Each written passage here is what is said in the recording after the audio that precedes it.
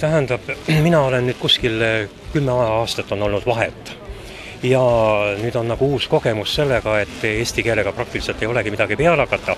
Et vägisi tuleb ära õppida soome keel kindlasti kohe, no siis võiks ka olla rootsi keel ja no muidugi inglise keelega siis saaks hakkama. Nii et 3 keelt peaks juba valdama.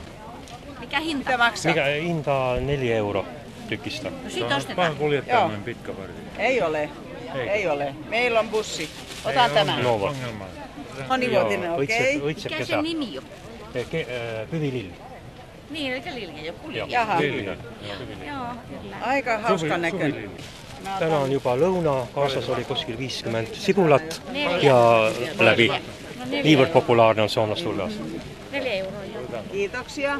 Ostetakse just õie ilu pärast, et on suursugune, kõrge kasvuga ja köidab nagu pilku. Meil on laat läinud väga hästi.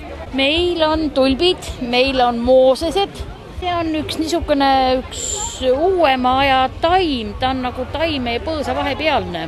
Tal on niisugune nagu lubiini moodi õis natukene. Aga see ikka lillepeenrasse pannakse? Jah, ikka lillepeenrasse või muru sisse või kuidagi nii, jah. Ja kas välismaalased ka tomatitaimi ostab? Soomlased ikka ostavad ka ja samamoodi. Ei ole erilist vahet. Kellel on ikka suured kasvunad ikka ja kastiga.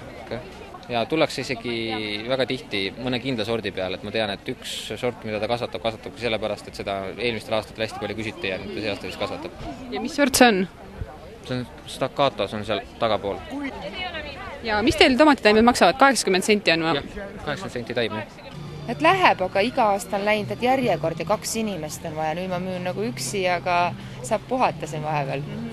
Aga välismaalasi on palju? Välismaalasi on tõesti väga palju, et kes rohkem ostavad, on ikkagi välismaalased, kes võtavad nagu hulgim rohkem kastide viisi.